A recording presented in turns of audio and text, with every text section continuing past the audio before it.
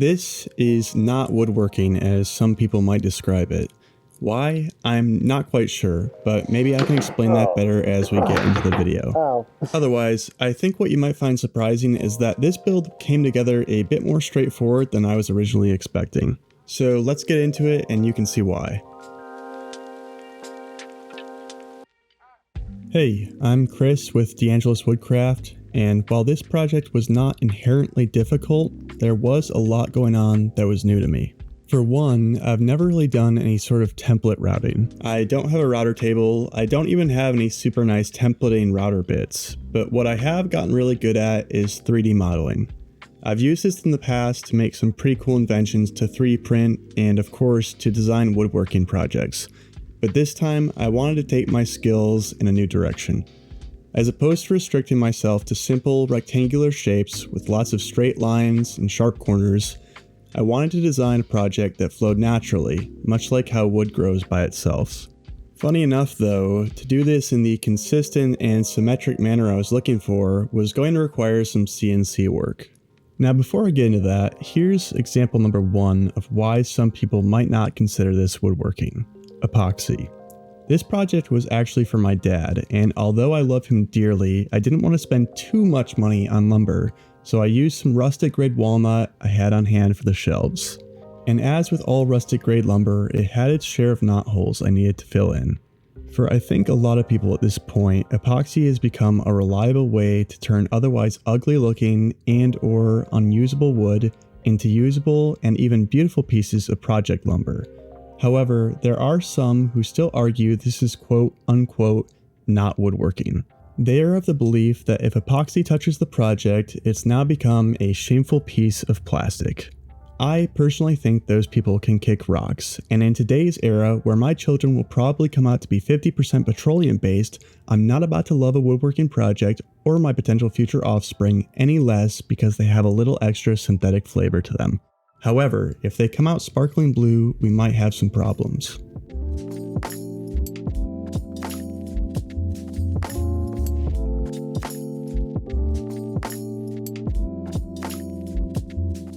So if you're wondering what I've been doing with my miter gauge out, this is for probably the most important part of the build.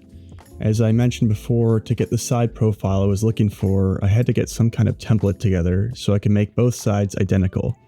There were a few different ways I had in mind, one way being to 3D print this template, another being to get a large format 2-dimensional print done and then create a template myself, or finally, and the option I wound up going for, getting someone with a CNC to cut me a template.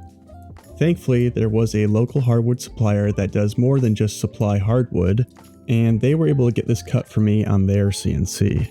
They're called KenCraft Co., and if you're in the Toledo area, I definitely recommend checking them out. They've got a very capable shop and are all super nice people. I even got the sides and panel serviced there since they weren't going to fit through my planer. Here, I'm using some CA glue to attach these blocks that are cut at the same angle as the inner A, B, and C boards. This will allow me to clamp the entire assembly effectively, and it's something you should consider anytime you've got an angled assembly like this.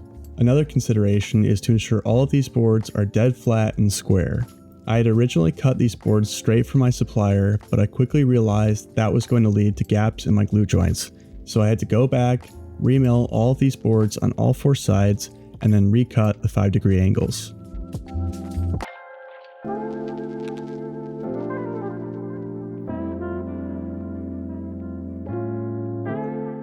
Now when you heard the term dowels, I'm sure you were maybe a bit surprised. In fact, I thought about naming this video something along the lines of, "No, I didn't use a domino," because honestly, this looks exactly like the kind of project you'd see someone pull a domino out for. I'll get more into why a domino would have been really useful for this project later, but for now, let's focus on the dowels. I'm not going to go through the step-by-step doweling process here because I actually just made a really in-depth guide on how to use this $50 jig as effectively as you can. To be honest, doweling and learning about it in general has always been super boring for me, but my video is broken into precise chapters for each of the most common types of dowel joint and how to do them. The overarching concept of that video is for it to be a reference and not something you need to watch all the way through, and I even used it for this project. I'll link it in the description if you want to check it out. While I finish this glue up, I'd like to ask that if you're enjoying the video, please consider liking and subscribing. It takes a lot of work to put these out, but I love being able to share my experiences in the shop with you all, and will continue to be able to do so as long as you, the viewers, respond positively to my content. This is how the algorithm knows to show my content to others, so I really appreciate it. Thanks. I also have some other exciting news. I've officially passed the threshold for monetization. While this is a big step, the money that's coming in is pretty insignificant at this point. So if you'd like to support me, consider checking out my Etsy page where I've got some pretty neat 3D printed creations that can help you out in your own workshop. Additionally, if you're thinking of a custom project, this is a great place for you to reach me. I'm open to just about anything as I continue to improve upon my skills, but I'd also be happy to make you a custom picture frame, cutting board, etc. That's enough advertising for now, but stick around because I have an even more exciting announcement later in the video where I'll actually be giving away one of the pieces I've made within the last year. And spoiler alert, it's for a good one.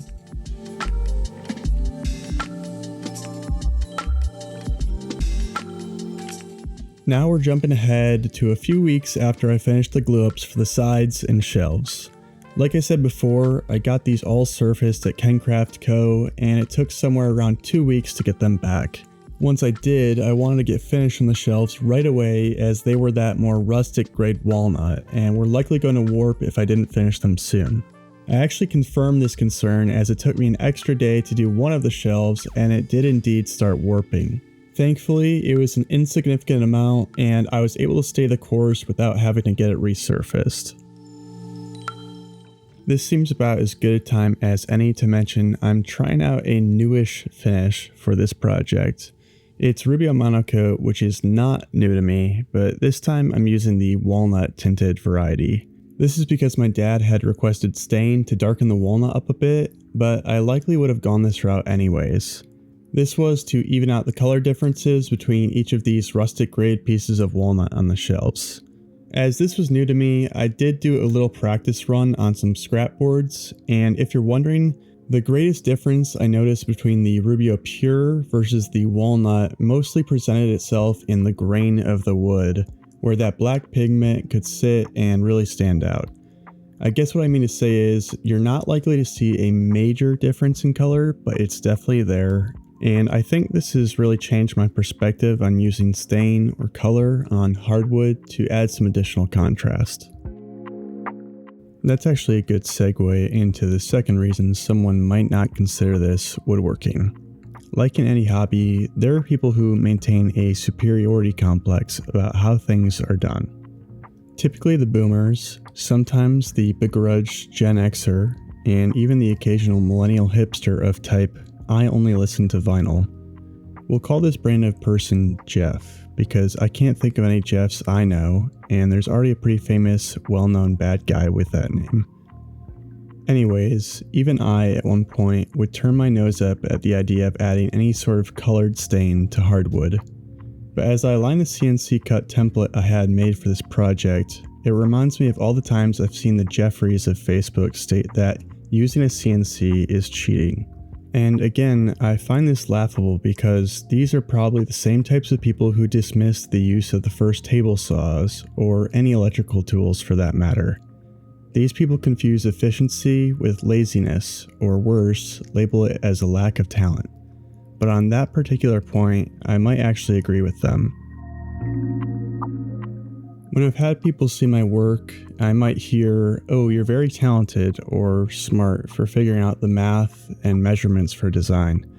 But after the initial blushing dies down, I often make the joke, "I'm really not." And I mean that. I don't think I have any sort of inherent talent for woodworking specifically.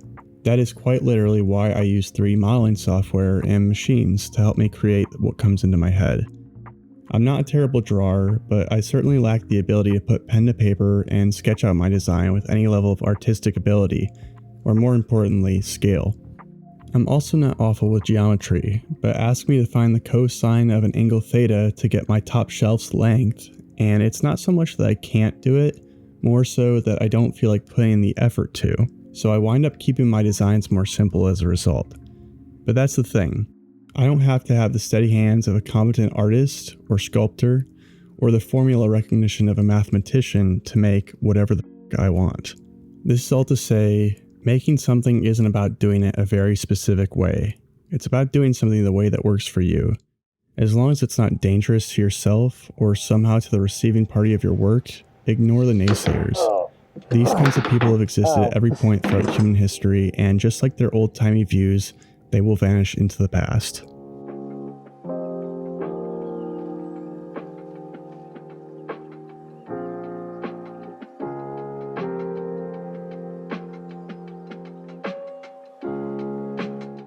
Looking more closely at these sides now that they're all cut out, I noticed this little bulge towards the bottom. This appeared on both of the sides, so it was obviously part of the original template, and I needed to flatten it out.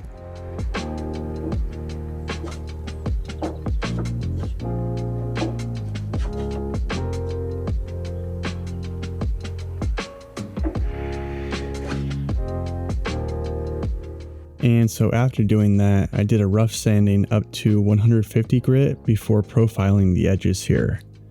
I'd originally planned to do just a 1/4 inch roundover, but wound up doing what I'm fairly certain was a 3/8 inch roundover instead, so I got this cohesive, fully round profile, which I and my sister and brother-in-law agreed looked way better.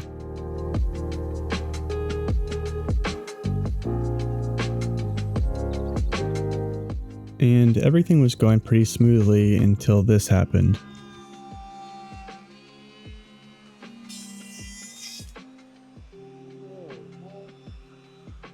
I got this pretty severe bit of tear out here, and I know this probably looks pretty bad, but it's actually a fairly simple fix, even though I couldn't get it perfect. Thankfully, it was on the bottom of one of these sides, so it wasn't going to be noticeable anyways. But the number one thing you can do wrong here is try and take that tear out off. You want to actually keep that piece, or if you lose it, find it. Then when you come back with your router, you're going to want to climb cut it, or just cut it the opposite direction of the way that you originally got the tear out, and you should get a pretty good end result. As I showed you before, there were also a few of these inside corners where I'd cut too far with the jigsaw, and although most of this was removed by the profiling process, I had to come in with a file to take down any remnants of my lack of care. I also used a little acetone to check my progress throughout, because as this was getting filled with sawdust, it was difficult to tell if the defect was fully removed or not.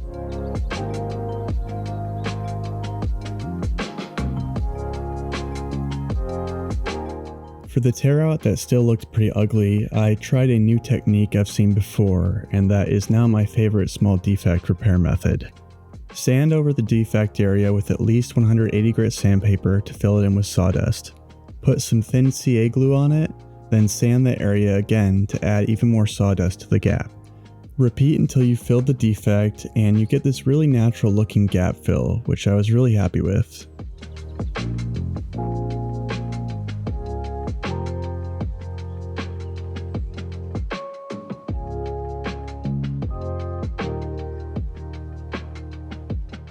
Just a quick note here, because of the way I had to sand these corners, I got some kind of standoutish scratch marks, even at the 220 grit I used on the entire piece. To bring this down, I lightly hit those corners in the direction of the grain to blend the scratch pattern in more evenly. It's a subtle detail, but I wanted those rounded edges to look very polished, so obvious scratch marks were out of the question. And just one more quick tip for you. If you use mineral spirits to clean your project before applying finish, it's important not to oversaturate your rag. I've found this can take forever to dry, so instead I try to lean more towards the side of an undersaturated rag. This knocks down the drying time to around 30 minutes when done right, as opposed to times I've seen it take 24 hours or more. You're just looking to pick up any residual dust, not soak the piece in solvent.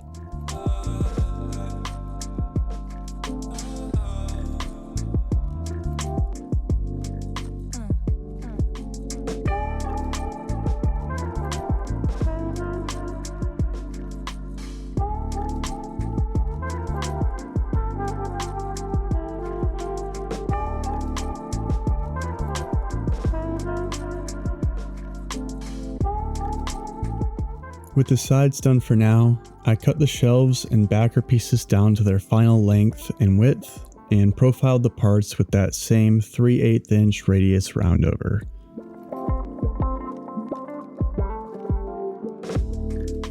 Then I could drill out the dowel holes in both the backer, middle shelf, and bottom shelf.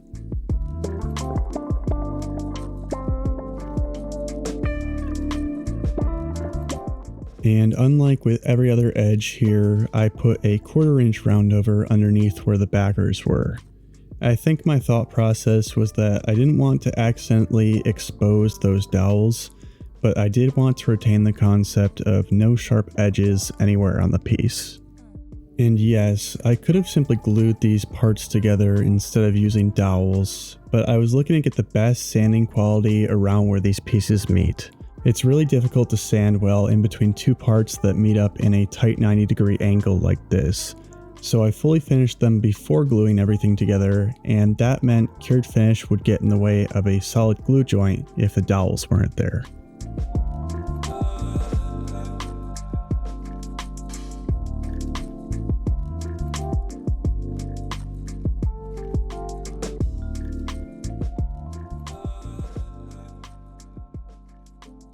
Final note here, the pre-finishing helped make cleaning glue squeeze out way easier. Once these boards are together, you really don't have a good way to sand in that tight area, at least not with a power sander. And that's my main method of getting that really consistent sanded finish I was looking for. Now that all our components are ready, I started getting the dowel holes drilled in the shelves. I'm using 3/8 inch dowels to get the most lateral strength I could for this material thickness. But with this assembly and the nature of wood, there are some considerations we need to discuss. Okay, so there's something I want to explain here, and honestly I hadn't really thought about it when I was first working on this project, but because these are all hardwood panels, the panel is actually going to expand and contract seasonally this way. So I was going to dowel this into the sides, I still am. I kind of wish there was more like of a hardware that I could find maybe. I don't know. I didn't really look for it because I kind of just figured it didn't exist. But what I'm going to do is I'm going to put 3 dowels in the middle for all of these boards, roughly in the middle. And then I'm going to do 2 dowels on the end of each. And when I attach them to the side pieces, I'm not going to attach them with glue. So these ones in the middle, they really shouldn't expand and contract too much. So I'll attach all 3 with glue just so I have a nice sturdy base. And then the wood movement will happen this way. So I hope that made sense. And if it didn't, it should by the time we're done with this segment. Anyways, the bottom shelf will be the most important part here. And I probably could have done this a different way. But essentially, I found a 3/4 inch piece of scrap to create the bottommost line where I'd line up that shelf, then use dowel alignment pins to find that line by eye.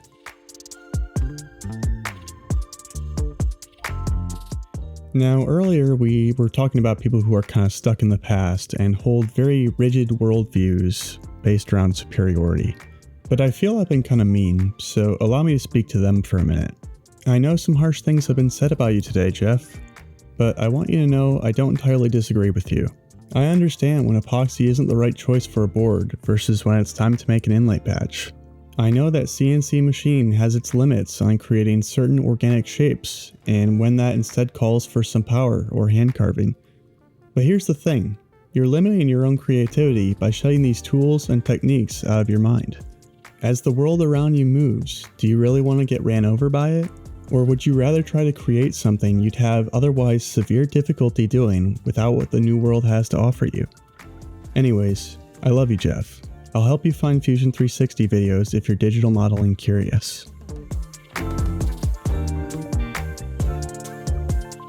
Now that the bottom shelf is in and confirmed to be level, the rest of the shelves aren't too difficult with some spacer blocks. Again, I can reference my sketch to get the spacing I'm looking for. I also adjusted this by eye where necessary. The most challenging part now is trying to keep the loosely assembled sides and bottom from falling apart as I get the dowels aligned for the subsequent shelves. I say you really only need 1 set of these dowel alignment pins in my doweling instructional video, but here is actually a time where I'd have preferred to have another set.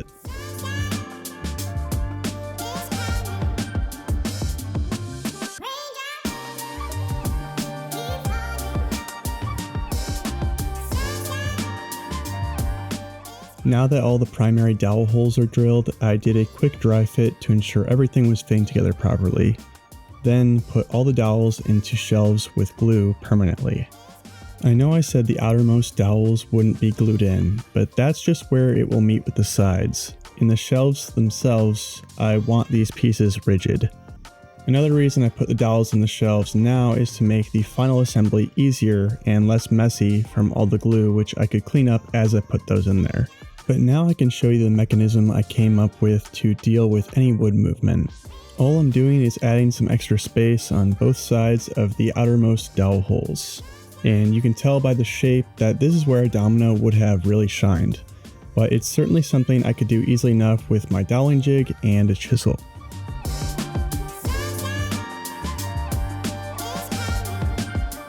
One of the things that continues to make my life more difficult than it needs to be is perfectionism.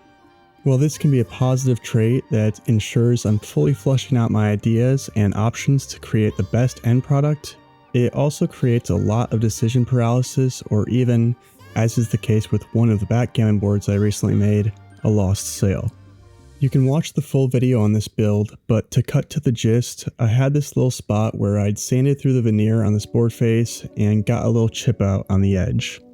It was barely noticeable, and I could have probably just fixed that chip out a lot more easily without taking extreme measures, but instead I chose to try and get this perfect and wound up with this patch that, while it's not super obvious, it definitely stands out once you notice it. Anyways, I did wind up listing this on my Etsy as I felt it was still a really cool piece and the patch was on the bottom where it couldn't be seen. And after a few months on my shop page, it actually sold. I still remember the moment as I was walking out of a mod pizza and got the notification on my phone for a purchase of $750. Unfortunately, my excitement was short-lived because after the customer got the board, they wanted to return it due to the patch in question. I thought I had made it pretty clear to anyone purchasing that this patch was there, but in hindsight, I guess I hadn't. And realistically, I should have known better for something I was charging a premium price for. I guess I got wrapped up in how much work it was and felt like, because it was on the bottom, the patch wouldn't stand out like it so obviously did to the customer. Needless to say, it was a valuable and very humbling learning experience.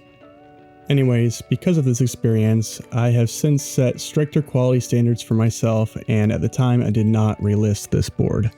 Instead, I'm now going to be giving it away to one of you lucky viewers. It's of course going to be completely free to sign up, and if you win, completely free to get it to your house, as long as you live in the United States.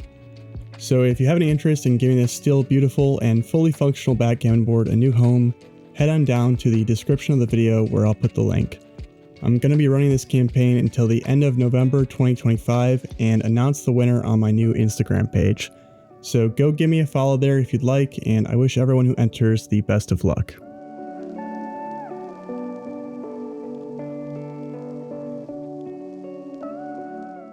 Okay, so you might have seen the text on the screen a while back, but I definitely dinged up the wood in getting the dowels in.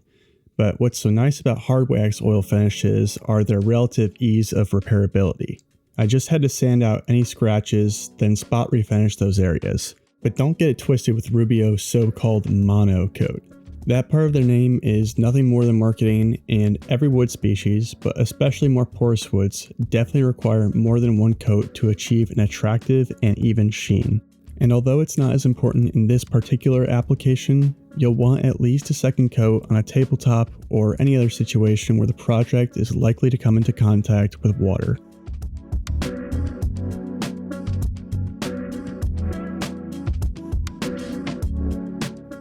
As we approach the end of this build, I look back on the Jeffs of the world and hope they actually might approve of my skills at this point. Unfortunately, I know they probably won't, but that's okay. We're all entitled to our own opinions at the end of the day, but honestly, Jeffrey, I think you should just keep yours to yourself. I really don't mind people who share different values or beliefs than me, but I do care when you use those to diminish or limit others. To the rest of my viewers, I hope you enjoyed the process here and my bits of ranting. I'd like to remind you all to check out my Etsy shop where I'm thinking I'll actually list this as something you can purchase. The only concern I have here is the turnaround time on getting the parts for this kind of project surfaced, but otherwise I think I'd really like to make another one of these. Again, if you enjoyed the video, please leave a like. Any questions, put them in the comments. Thanks again, and have a good one.